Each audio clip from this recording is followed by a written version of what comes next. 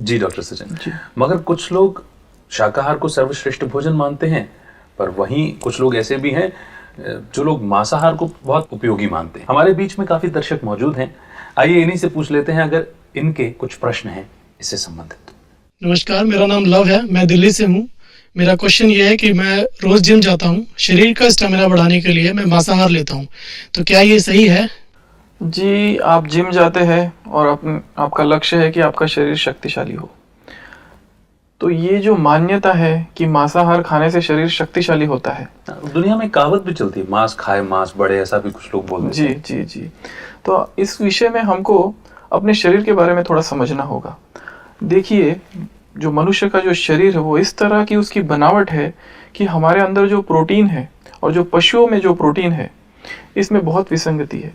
ये जैसे कि वो प्रोटीन हमारे शरीर को सूट नहीं करता है।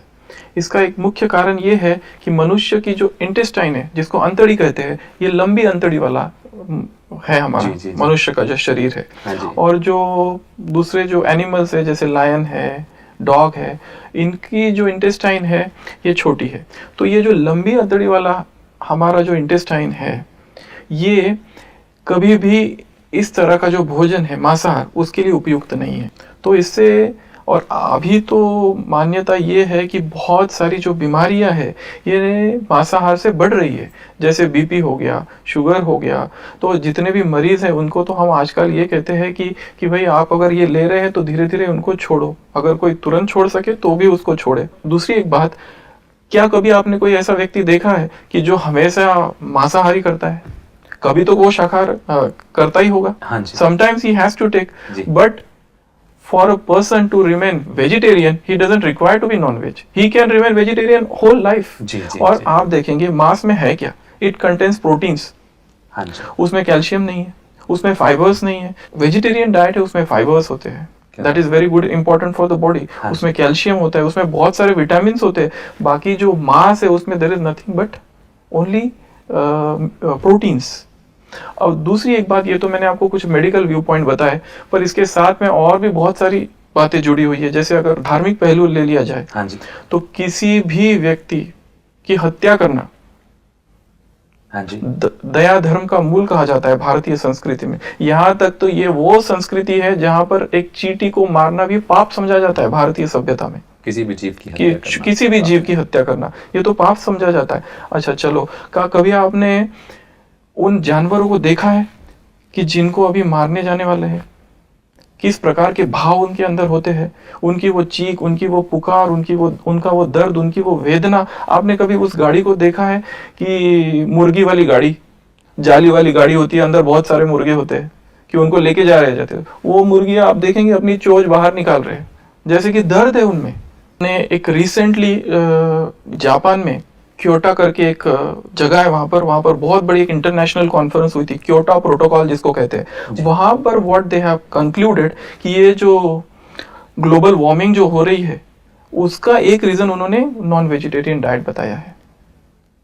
और भी इसमें बहुत सारी चीजें हम बता सकते हैं, परंतु सबसे मुख्य तो ये है कि जैसे मैंने पहले भी कहा कि जो खाना है उसमें आप देखो, जब जानवरों को मारा जाता है तो उसके जो भी दुख, दर्द, पीड़ा, वेदना, वो सारे वाइब्रेशंस उस भोजन में जा रहे हैं और वही हम खा रहे हैं।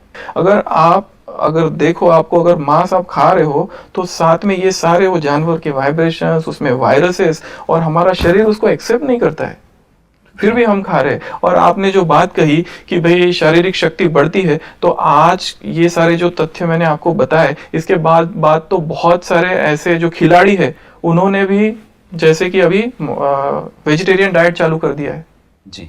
तो इस तरह से मांसाहार से तो बहुत नुकसान ही है। मैं तो कहूँगा इससे जितना जल्दी हो सके हमें छूटना चाहिए, और जितना जल्दी हो सके, क्योंकि हमारे जीवन का लक्ष्य क्या है? हमारे जीवन का लक्ष्य है सुख और शांति, हमारे जीवन का लक्ष्य है संपूर्ण स्वास्थ्य। तो उसके लिए हम ऐसी चीज नहीं खा सकते कि जो हमारे शरीर पर विपरीत परिणाम डाले या हमारे मन पर भी विपरीत परिणाम डाले। जी, और किसी प्राणी को दुख पहुंचाना तो हम सुख की कामना कर ही नहीं सकते। किसी को दुख देकर हम कैसे सुखी हो सकते हैं? जी, और भारत की मान्यताओं और मैथोडोलॉजी पर भी गौर करें जी। तो हनुमान जी को बड़ा शक्तिशाली बताया जी गया जी जी और उन्होंने कभी मांसाहार नहीं जी। किया। मतलब ये जो छोटी सी 2.5 इंच की जो जबान है, केवल उसकी संतुष्टि के लिए हम किसी जानवर को मार रहे हैं। और दूसरी एक बात, क्या हमारा ये पेट कब्रिस्तान है कि हम इसमें मुर्दों को डाल रहे हैं? तो ये सोचने की बात है।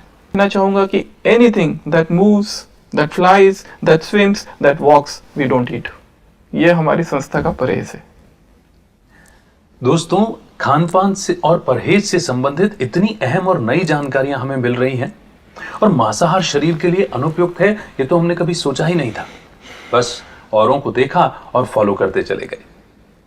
डॉक्टर सचिन, हम आपका बहुत बहुत शुक्रिया अदा करते हैं कि आप अपना बहुमूल्य समय निकाल करके आए और इतनी रिसर्चेस की बातें, इतनी महत्वपूर्ण बातें आपने हमारे साथ शेयर की। मैं अपनी और दर्शकों की ओर से आपका बहुत बहुत शुक्रिया करता हूँ। तो दोस्तों, ये 2.5 इंच की जुबान, इसके स्वाद के प्रति हम इतना गुलाम हो गए कि हमने खान पान संबंधित असल धारणाएं ही छोड़ दी।